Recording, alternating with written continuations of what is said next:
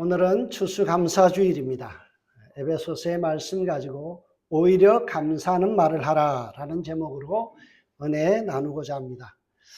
그러면 제가 좋아하는 단어들이 몇 개 있습니다. 그 중에 하나가 바로 dignity라는 단어입니다. 우리말로 옮기자면 격조라고 할 수 있죠. 격조라는 말은요, 고상하고 우아한 품격, 그런 뜻입니다. 저는 예수를 믿어도 품격 있게 예수 믿고 싶습니다. 살아가면서도 품위를 갖춘 그런 그리스도인이 되고 싶습니다. 우리 성도님들도 성도의 품격을 갖춰 주시길 주 이름으로 부탁드립니다.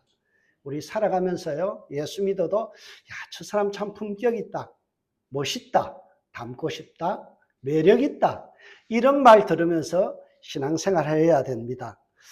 제가 그래서 늘 입에 달고 사는 그런 말이 있습니다. 그게 뭔가 하면, 목사가 돈이 없지 가오가 없냐, 그런 말이에요. 가오가 있어야죠. 목사가 어디 가서요, 밥값도 내는데 자꾸 뒤로 신발끈 매면서 뒤에 앉아있고 그러면요, 가오 빠지는 일이에요. 사람이 좀 폼나게 잘 그렇게 섬기고 하는 그런 모습으로 살아가야 돼요. 나이가 들면서 지갑은 열고 입은 닫으라 라는 말이 있잖아요. 나이가 들어가면서 우리 그리스도인들이 이런 품격을 갖춰야 돼요. 목사의 합당한 품격, 성도의 합당한 품격, 그것이 우리가 늘 갖춰야 될 그러한 말입니다. 오늘 본문에 보면 격조 또는 품격에 해당하는 말이 등장합니다. 그게 바로 마땅한 반이다 라는 말씀이에요. 마땅하다는 이 단어는요, 합당하다 또는 격조에 맞다, 알맞다 이런 뜻이에요. 마땅하다라는 뜻은 이것은 바로 성도가 살아가야 될 품격에 관한 말씀입니다. 여러분, 그러면 어떻게 하면 성도에게 합당한 품격과 격조가 드러날 수 있을까요? 여러분 잘 들으세요. 오늘은 먼저 두 가지를 이야기합니다. 첫 번째, 부끄러움을 아는 삶이 되어야 돼요. 여러분, 이 마땅하니라라는 말씀이 있어요. 이것은 바로 우리 그리스도인들에게 주는 말씀인데요. 맹자가 군자 삼락이라는 게 있어요. 폼나게 군자처럼 살아가는 즐거움 세 가지가 있는데요. 첫 번째가 뭔가 하면 부모 구존, 부모가 살아계시고 형제 무고, 형제가 무탈한 것, 이것이 첫 번째 기쁨이다. 두 번째가 오늘 맹자가 이야기한 게 앙불개어천, 그리고 부부자건이라는 이 말입니다. 이 말은 무슨 뜻인가 하면 하늘을 우러러 한 점 부끄럼 없고 사람을 굽어보았어도 부끄럼이 없는 삶, 이게 기쁨이라는 거예요. 세 번째는 여러분들 학교 다닐 때 많이 배웠죠. 덕천하 영재하여 이 교육지가 삼랑야라. 세 번째 기쁨은요, 영재를 발굴해서 내가 잘 가르치는 것, 싹 수 있는 후배를 잘 키우는 것, 이게 군자가 갖춰야 될 세 가지 기쁨이다라는 거예요. 여러분, 맹자가 이 앙불개어천이라는 말을 했어요. 하늘을 우러러 한 점 부끄럼 없기를. 우리가 잘 아는 윤동주, 믿음의 선배였던 이 윤동주 씨가 서시에서 그런 표현을 하죠. 하늘을 우러러 한 점 부끄럼 없기를 잎새이는 바람에도 나는 괴로워했다. 여러분, 맹자의 이 말을 그대로 옮겨온 거예요. 이것은 그의 외삼촌이었던 김야견이라는 목사님이 계세요. 그분은요, 간도의 대통령이라고 했고, 그분은 나이 60에 신학을 하신 분이에요. 근데 한문학에 있어서는 대가였습니다. 그분이 윤동주, 또 송몽규라는 그 조카들 데리고 이것을 가르쳤고요. 용정중학교 교장 선생님을 하셨던 분이에요. 목사이면서 교장이고 한학자이고. 그분이 그리스도인들에게 뭘 이야기해요? 부끄러움을 좀 말아라. 하늘을 우러러 부끄러움 없이 살아가라는 거예요. 오늘 본문 3절의 말씀을요, 공동 번역으로 읽어보면 이렇게 되어 있습니다. 음행이나 온갖 추행이나 탐욕의 참말은 입에 담지도 마십시오. 그래야 성도로서 부끄럽지 않을 것입니다. 마땅하다는 말을 어떻게 번역했는가 하면 부끄럽지 않다라는 거예요. 성도의 품격에 맞는 마땅한 것이 뭐라고요? 부끄러움을 하는 거예요. 부끄러운 짓을 해놓고 부끄러움을 모른다. 그는 성도로서의 품격이 떨어지는 거예요. 여러분, 우리가 살아가면서 실수할 수 있어요. 그리고 나쁜 모습을 보일 수 있어요. 그러나 그것을 어떻게 해야 돼요? 아, 부끄럽구나. 이것을 깨달아 아는 것, 이걸 우리는 염치라고 이야기합니다. 만약 성도가 부끄러움을 모르면 어떤 모습이 드러나나요? 추악한 모습이 드러나는 거예요. 추잡한 행위와 추잡한 말을 입에 담고 사는 거예요. 오늘 염치와 정절을 훼손하게 됩니다. 디모데전서 2장 9절에서 10절에 보면 여자 성도들에게 바울이 이런 권면을 하죠. 화려한 외모보다는 아담한 옷차림과 함께 뭘 하라고요? 염치와 정절을 지켜라. 근데 이것은 여자들에게만 해당되는 말이 아니에요. 모든 그리스도인들에게 염치가 있어야 된다. 두 번째, 정절이 있어야 된다라는 말씀입니다. 여러분, 염치가 뭐냐 하면 사전에 보면 수치심을 아는 마음이래요. 염치라는 게 뭔가 하면 아, 부끄럽구나, 이걸 아는 게 염치라는 거예요. 저 사람 염치도 없어, 그런 말 하잖아요. 부끄럽지 모르다. 부끄러움을 모른다는 거예요. 여러분, 우리는 실수하고 나서 부끄러워할 줄 아는 존재가 돼야 돼요. 두 번째, 정절이란 바른 판단과 순결이란 뜻이에요. 바른 판단을 못했다. 아, 내가 미스했구나. 판단 미스가 있었구나. 그러면 어때요? 그것이 정절을 어겼구나라는 거예요. 이 기본에서 우리가 벗어나게 되면 어때요? 품격을 잃어버려요. 격조에 맞지 않는, 합당하지 않는 삶을 살게 돼요. 오늘 본문에 보면 성도의 기본 염치와 정절이 되어지는 그 부분에서 벗어난 행동, 탈선한 모습을 세 가지를 지적하죠. 첫 번째 뭐라고요? 음행, 두 번째 온갖 추행, 세 번째 탐욕에 찬 말, 이렇게 되어 있어요. 이것은 성도에게 어울리지 않는 거예요. 품격에 떨어지는 거예요. 바울은 에베소 지역에 있는 성도들에게 이렇게 말씀하죠. 그 이름조차도 부르지 말라. 이는 성도의 마땅한 반이라. 마땅한 반이라. 마땅한 게 뭐예요? 품격에 맞다, 알맞다, 적절하다, 이거예요. 우리 그리스도인들의 품격에 맞는 것이 뭐라고요? 음행과 온갖 죄행과 탐욕에 찬 말은 우리의 삶에서 추방하는 것이 마땅하다는 거예요. 여러분, 왜 우리의 삶에서 이것을 추방해야 될까요? 여기는 두 가지 이유가 있습니다. 첫 번째는요, 우리가 이것을 추방해야 되는 이유, 뭔가 하면 말이 나를 형성해 나가기 때문에 그래요. 말이 나를 만들어가는 거예요. 여러분, 독일의 철학자 마틴 하이데거라는 유명한 철학자가 있습니다. 그리스도인이에요. 아주 신실한 분인데요. 이분이 하이데거가 이런 말을 해요. 언어는 존재의 집이다. 그 사람 말하는 거 보면 그 존재를 알 수 있다는 거예요. 여러분, 구사하는 말이 나를 만들어가요. 마태복음 15장 10절에서 11절에 보면 우리에게 이런 말씀하죠. 무리를 불러 이르시되 듣고 깨달으라. 입으로 들어가는 것이 사람을 더럽게 하는 것이 아니라 입에서 나오는 것이 사람을 더럽게 하느니라. 입에서 나오는 것, 말이 그 사람을 만들어가고 그 사람을 정의해 주는 거예요. 여러분, 거짓말을 자주 말하는 사람을 보고 우리 뭐라 그래요? 거짓말쟁이 그러는 거예요. 사기꾼 그래요. 여러분, 욕을 하는 사람 보고 욕쟁이라고 하고요. 또 말을 아주 상스럽게 하는 사람을 보고 뭐라고 해요? 천박한 사람 그래요. 뭐든지 투덜대는 사람 보면 투덜이라고 그러잖아요.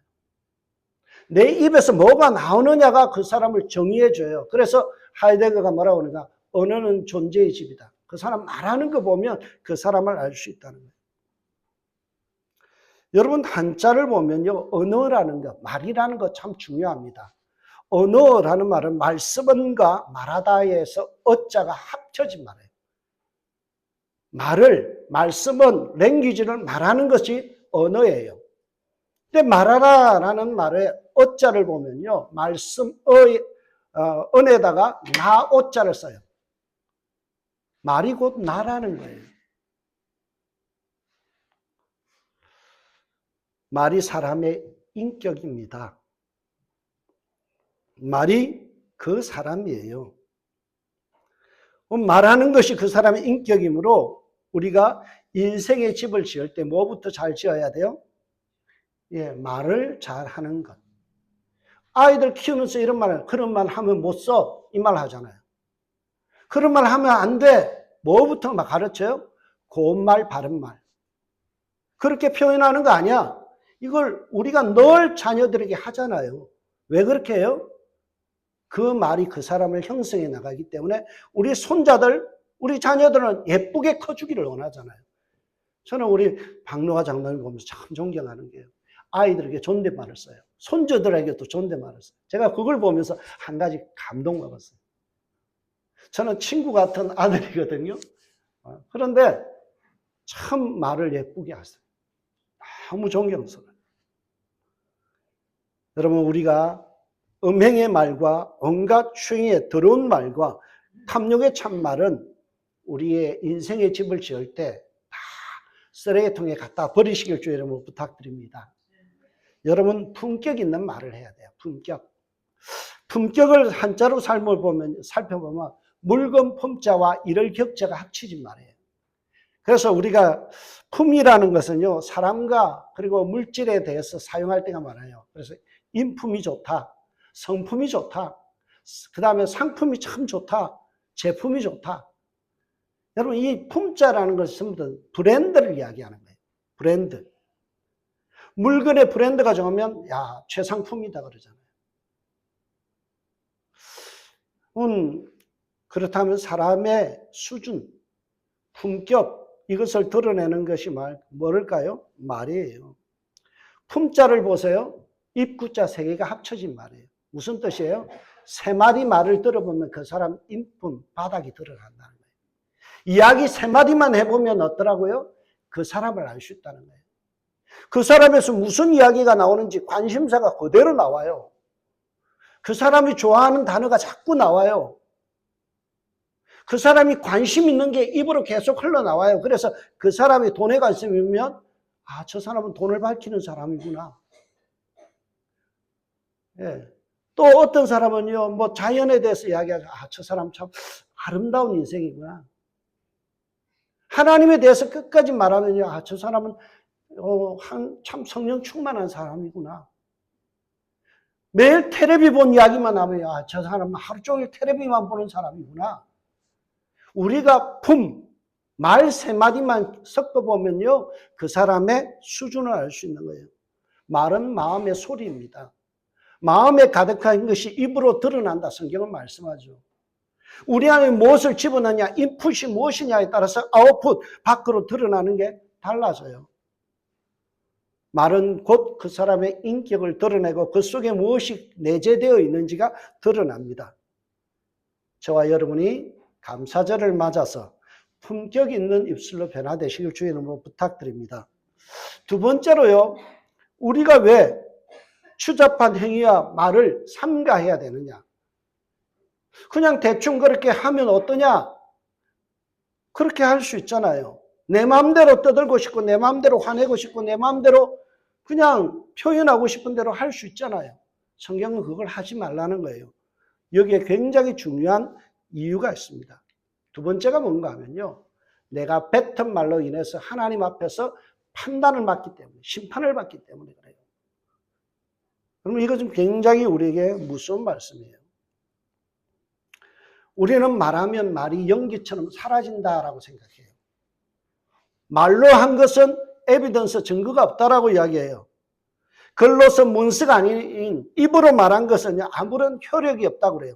세상 논리는 맞습니다. 그러나 성경은 다르게 이야기합니다. 마태복음 12장 36절을 우리 한번 다 같이 읽어봅시다. 시작. 내가 너에게 이르노니 사람이 무슨 무익한 말을 하든지 심판날에 이에 대해서 심문을 받으리라. 여러분, 세상 사람들은요, 말 한마디, 내가 하고 싶은 말 하고 무익한 말 해도요, 다 연기처럼 사라진대요. 말한 거 없어져 버리기 때문에 증거가 안 된대요. 근데 하나님 나라에는요, 대형 녹음기가 있습니다.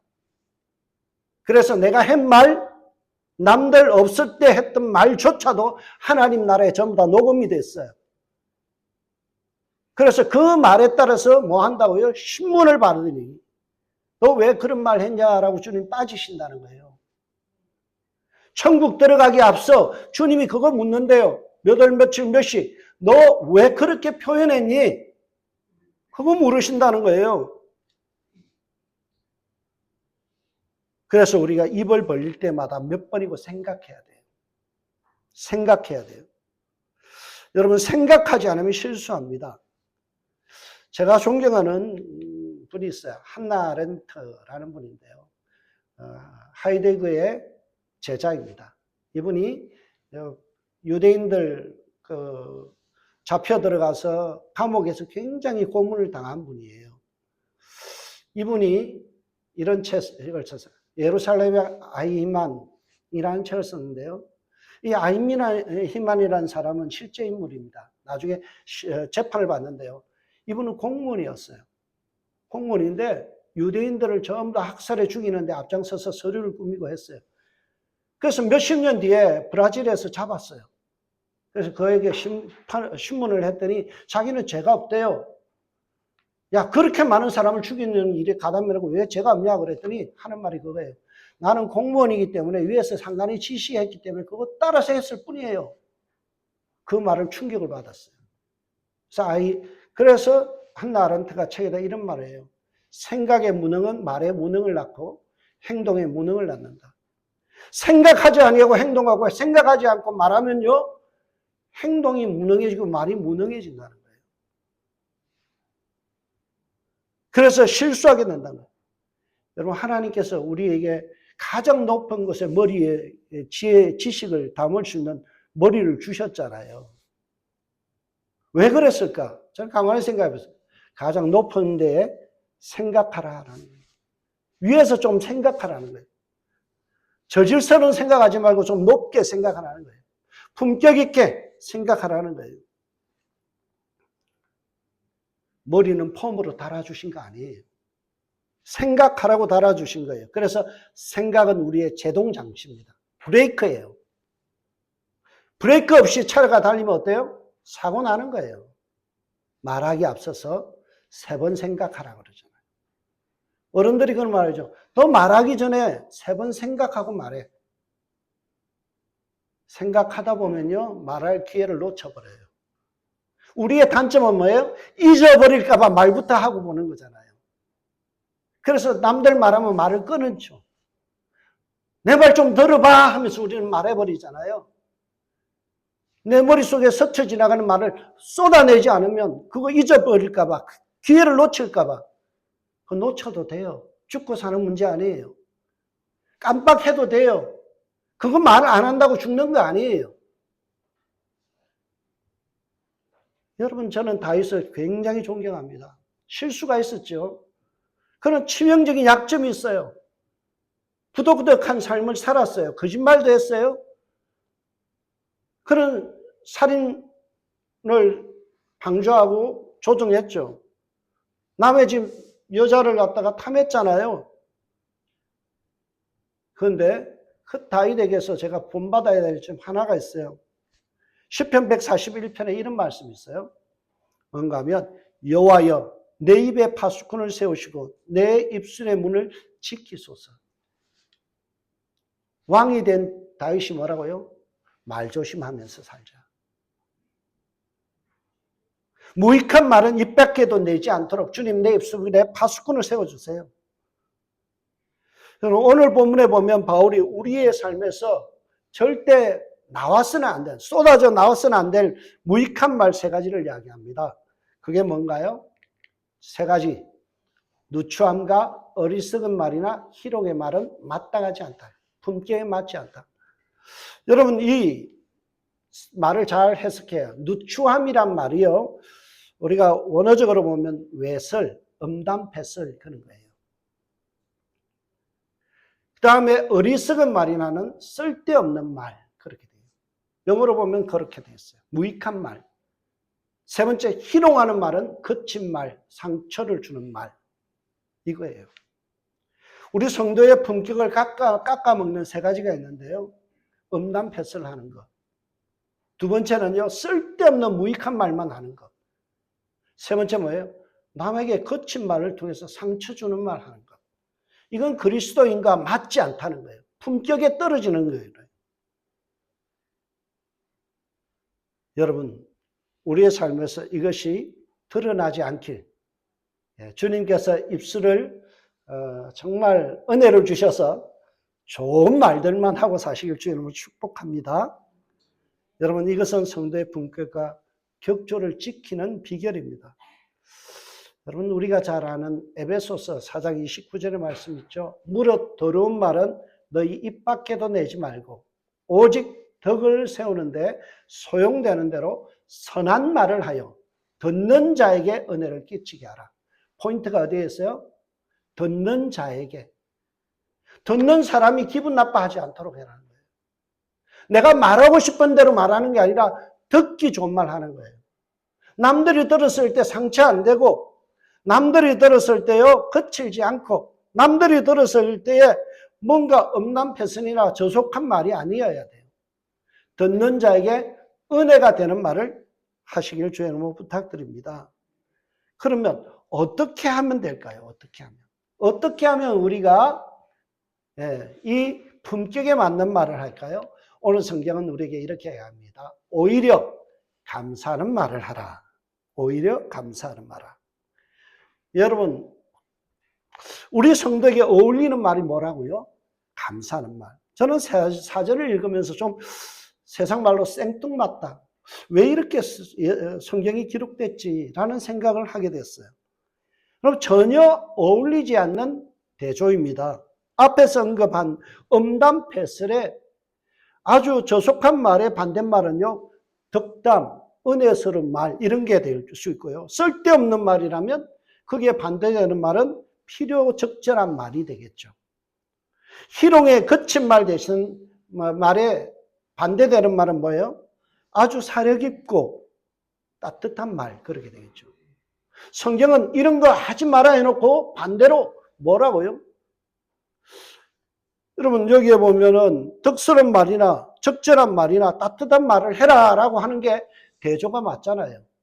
오늘 생뚱맞게 뭐라고요? 그런 나쁜 것의 반대가 뭐라고요? 감사래요, 감사. 저는 이해가 잘 안 됐어요. 왜 그럴까? 감사하게 되면 중요한 부분이 일어나요. 감사하면 거룩이 회복되게 됩니다. 내 속에서 더러운 것이 빠져나간다는 거예요.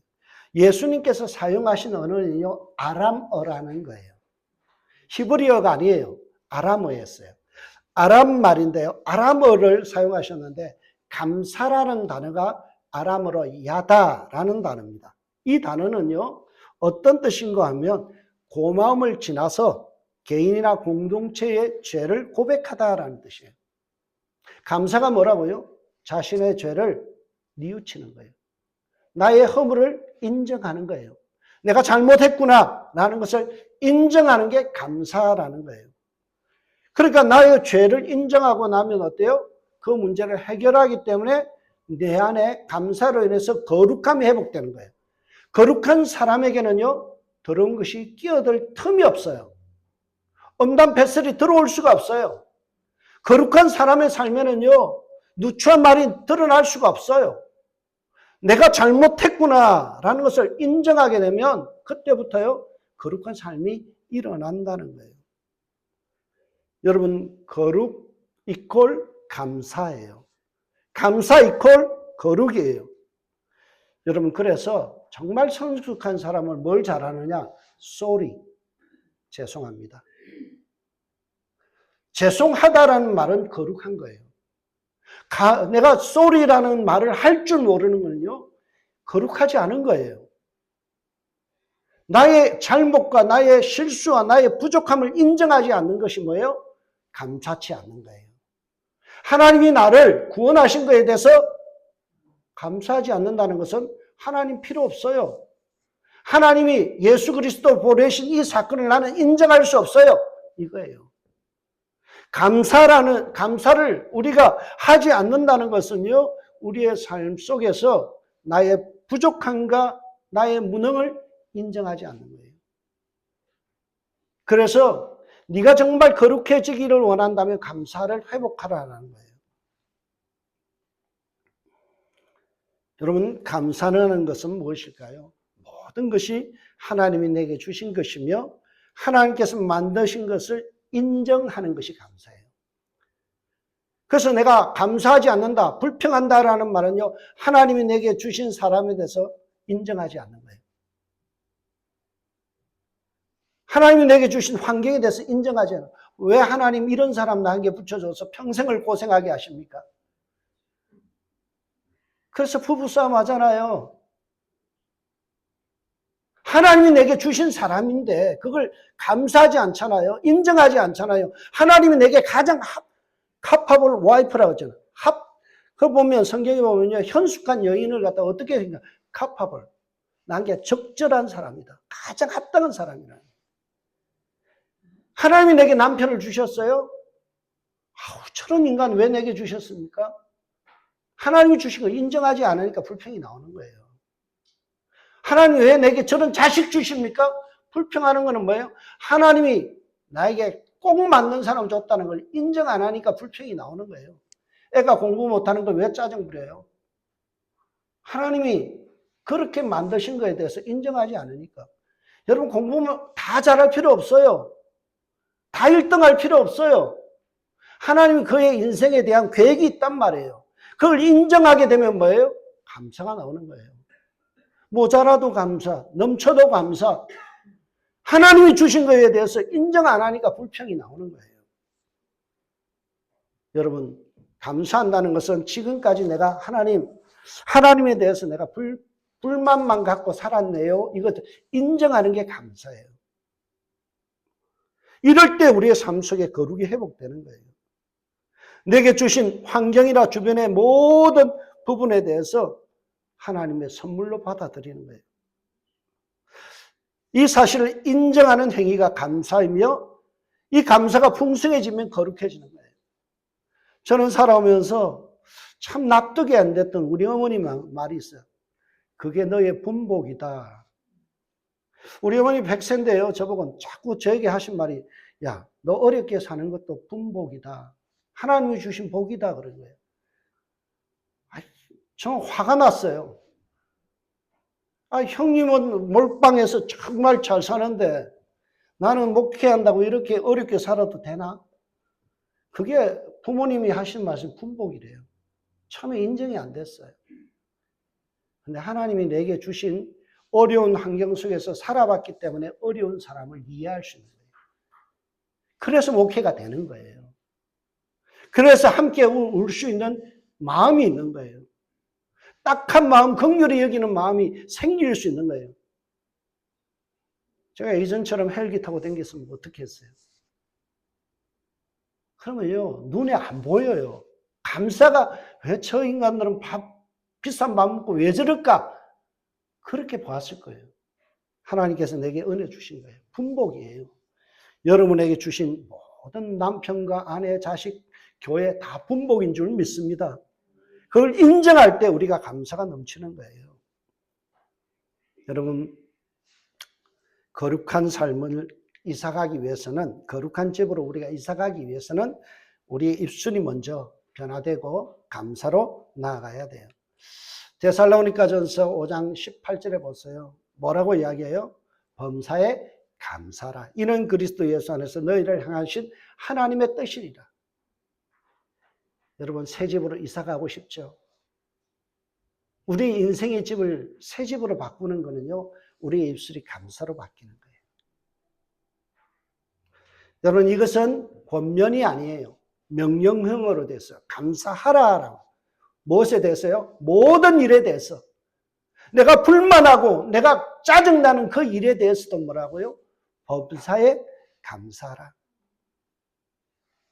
여러분, 우리의 삶이 감사할 수 있기를 바라요. 감사는 입술의 행위가 아니에요. 행동의 변화까지 포함하는 거예요. 감사하라라는 말이 있는데요. 여러분, 이 말을 참 헬라어로 보면 참 재밌어요. 유카리스티아라는 말인데요. 여러분 성찬을 유카리스트라고 해요. 같은 말이에요. 감사하는 게 뭐라고요? 주님 앞에 성찬을 행하는 거예요. 우리 성례식 하잖아요. 성찬식 하는 게 뭐라고요? 유카리스트. 그 말이 감사라는 말과 같아요. 주님 앞에 매일마다 성찬을 행하는 행위가 뭘까요? 입술로 감사하고 행동으로 감사하고 내가 잘못한 것을 바꾸는 것. 이게 주님 앞에 성찬이에요. 여러분 유카리스티아라는 이 말은요. 유와 카리스라는 말이 합쳐진 말이에요. 유는 그 좋다라는 거예요. 카리스 은혜인데요. 너그럽게 대하다라는 거예요. 그 감성은 뭐라고요?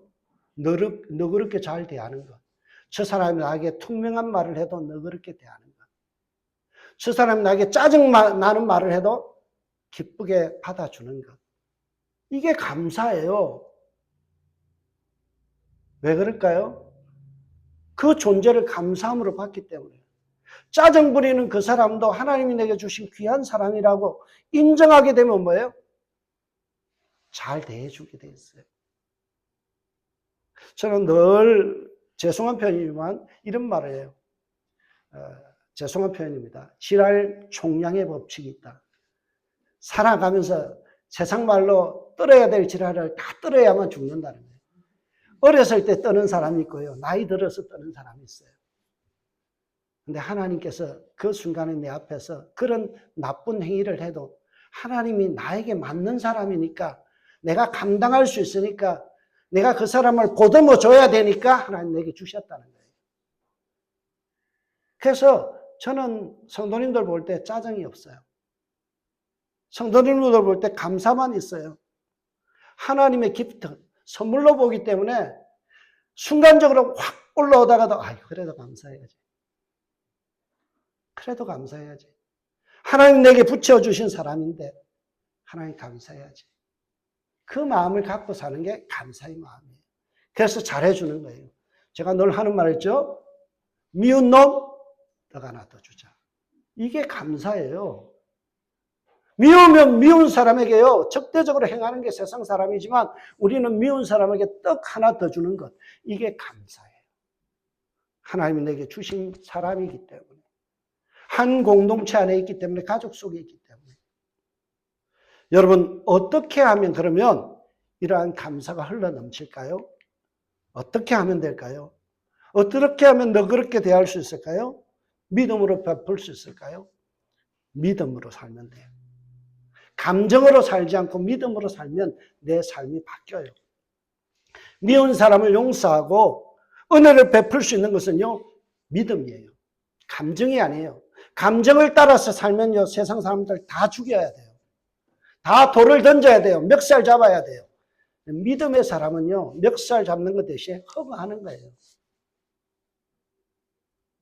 감정으로 살면요, 열받을 때마다 한 방 날려야 되죠. 그런데 믿음의 사람은 그럴 때 어떻게 해요? 용서하고 인정하고 받아들이는 거예요. 그게 바로 유크리스티아 감사예요. 제가 신학교 시절 가기 전에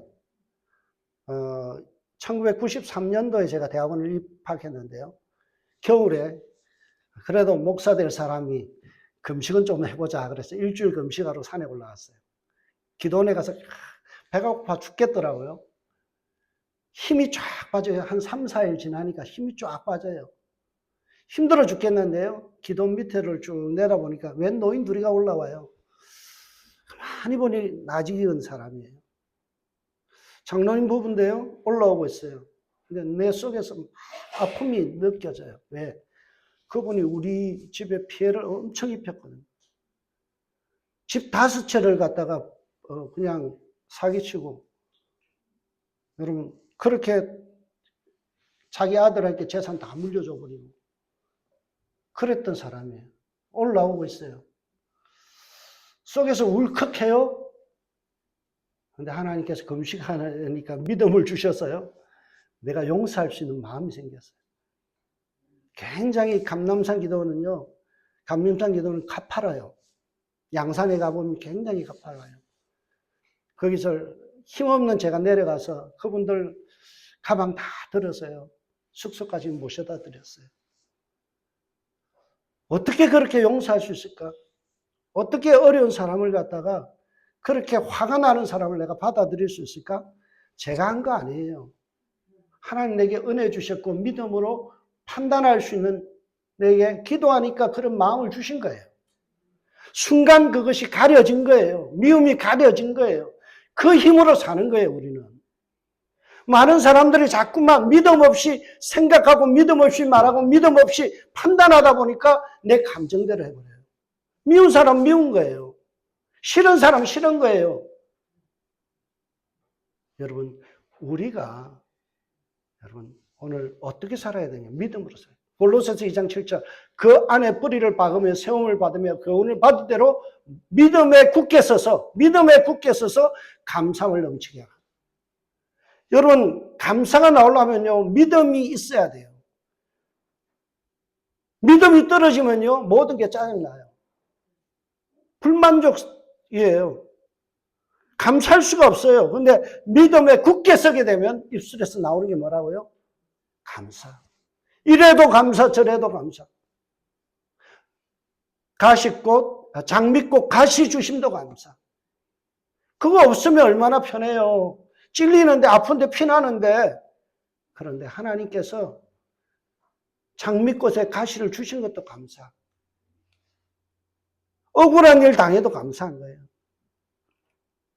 여러분, 왜 그런 마음을 갈 수 있어요? 모든 일 뒤에는 하나님이 계신다는 걸 인정하기 때문에. 그게 믿음이에요. 너희 안에 행하시는 이는 누구라고요? 하나님이시니. 그래서 믿음으로 바라보면 사람이 보이는 게 아니라 하나님이 보이는 거예요. 저 미운 짓 하는 사람 뒤에 계신 하나님이 보이는 거예요. 그래서 그 사람을 용서할 수 있는 거고 품어줄 수 있는 거예요. 그래서 믿음으로 받아들이면 버릴 것이 없다. 성경은 말씀하죠. 여러분, 성령 충만은요, 방언이 아니에요. 하나님의 일하심을 인정하고 믿고 고백하는 믿음이에요. 성령 충만은요, 감사가 흘러나오는 거예요. 그래서 성령 충만이 이꼴 감사 충만이에요. 에베소서 5장 18절에 20절 성령 충만을 받으라 해놔놓고 이어지는 말씀이에요. 범사에 우리 주 예수 그리스도의 이름으로 감사하며. 성령 충만한 증거가 뭐라고요? 감사하며. 하나님이 내게 붙여주신 사람, 내게 주신 환경에 대해서 뭐예요? 인정하고 감사하는 거예요. 어째 그래 복이 없어서 저런 사람 만나서 내가 이 고생을 하나? 이 마음을 버리는 거예요.